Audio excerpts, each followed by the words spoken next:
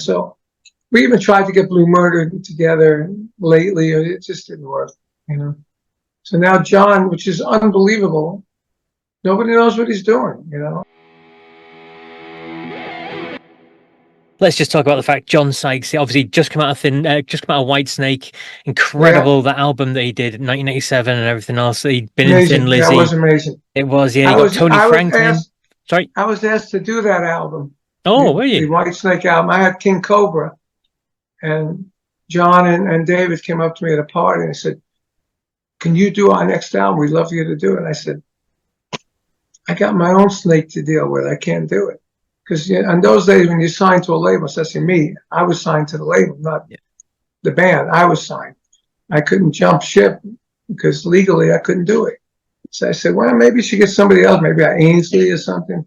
So Ainsley did it.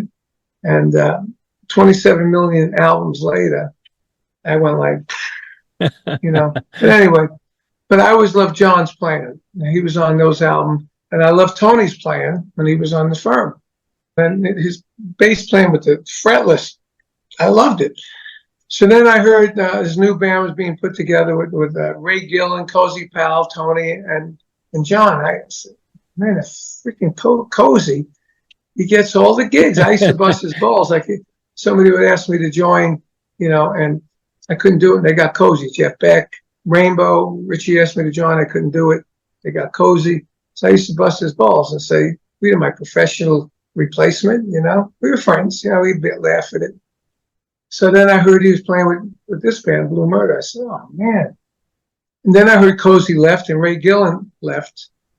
So I said, "Oh man, I want to find out." I went after it, and I said, "How am I going to find this?" My brother Vinny was with Dio, and they were playing 4 nights at the Odeon.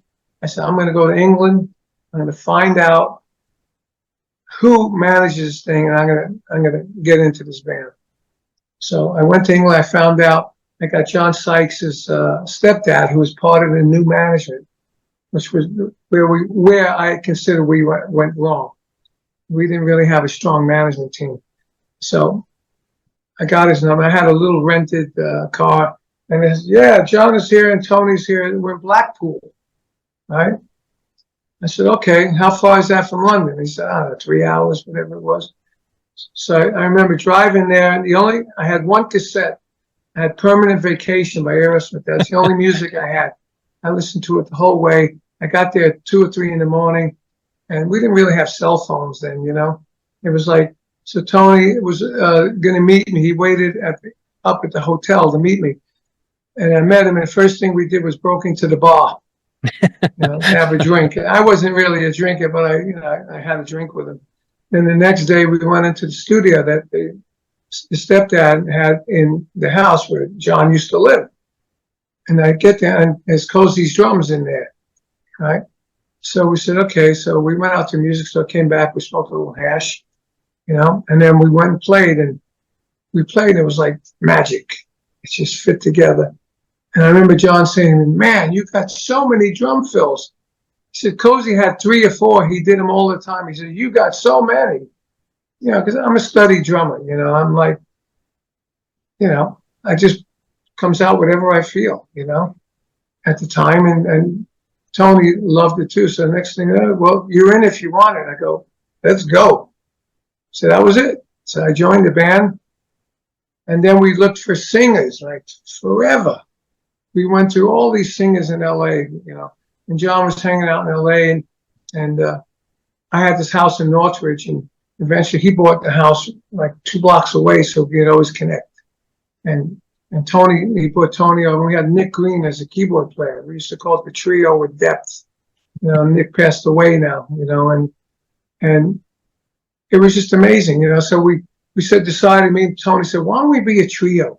You sing, you got the deal on your voice, and we'll back you up on, you know, background vocals and playing."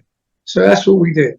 So we went up to Vancouver with Bob Rock, the first thing he ever produced, and we did all the tracks. And then we came back.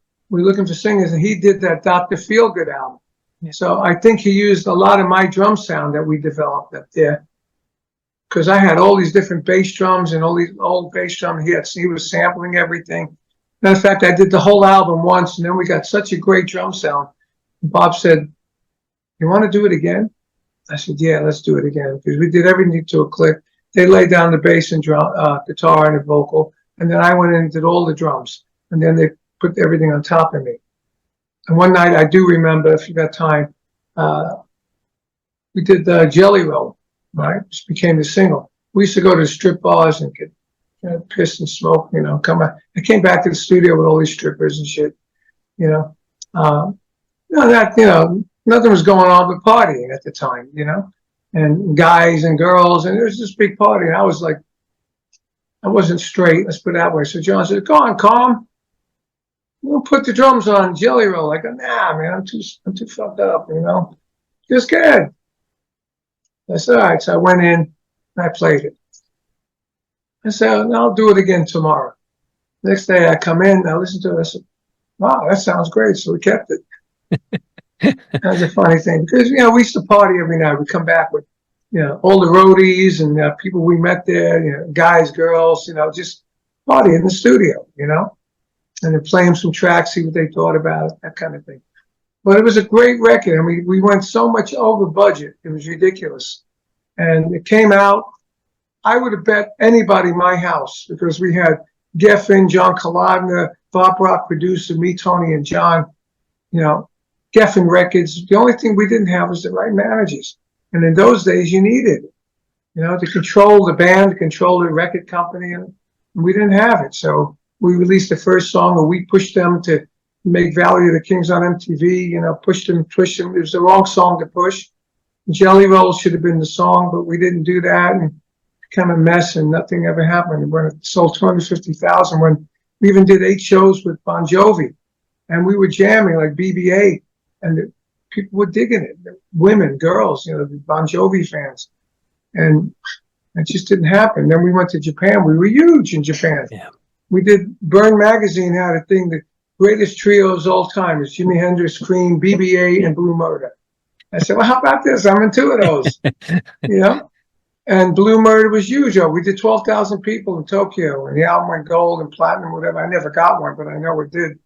And then we came back, and then when we came back, everybody was bummed out, and we weren't working, doing anything. I wasn't on a salary, so I started working with Vanilla Fudge, and John didn't like that. He said, "You got to just be in one band." I said, "Look, dude, I got to make money. I got a wife and 2 kids. I can't just sit around here, So we kind of split ways. And then when they started doing the second album, they couldn't get it with the guys they had, so they called me and Tony, because he left too. And we did the second album as session guys. Mm-hmm. But the grunge thing happened then. Yeah. And that was the end of all of us kind of guys. I spent all the 90s in Japan, pretty much. Absolutely. Me and Tony were like me and Tim. He's a great human being and a great player. The fretless bass monster, indeed. Yeah, absolutely. Yeah, he is. He is the monster. I love him. He's a great human being, and I know him forever. He knows my kids. He used to write poems for my kids when they were little. He's a beautiful man. So we even tried to get Blue Murder together lately. It just didn't work. So now John, which is unbelievable, nobody knows what he's doing. I don't think he's in the business, so he doesn't like the way the business runs. I may be wrong. That's what somebody told me, and I would get it, because he doesn't answer emails or texts. Every once in a while, maybe. I texted him about 3-4 months ago. I haven't heard from him in 2 years. I said, "Are you okay?" He said, "Yeah, I'm good." He said, "I'm good. How you doing?" I said, "Good." "Okay, man, I just wanted to check up on you." He said, "Thank you, mate." And that was it. Wow. Yeah. Crikey. But what a talent. Indeed. I was going to say, you worked with so many guitarists. I mean, John at that time, through Lizzie and Whitesnake, his tone, his sound, the things he was getting out of his guitar was incredible, wasn't it? Yes. He's amazing. What a talent. And then his vocals. He quit Thin Lizzy for us to do Blue Murder. We had some gigs booked in Europe. Then him and the manager had a big fight and went down the tubes, and then that was it. He kind of like disappeared, And then I continued what I was doing, Vanilla Fudge and Cactus, and reunions of stuff, and you know, I want to keep playing. You know, it's like I could never sit home and do nothing. You know.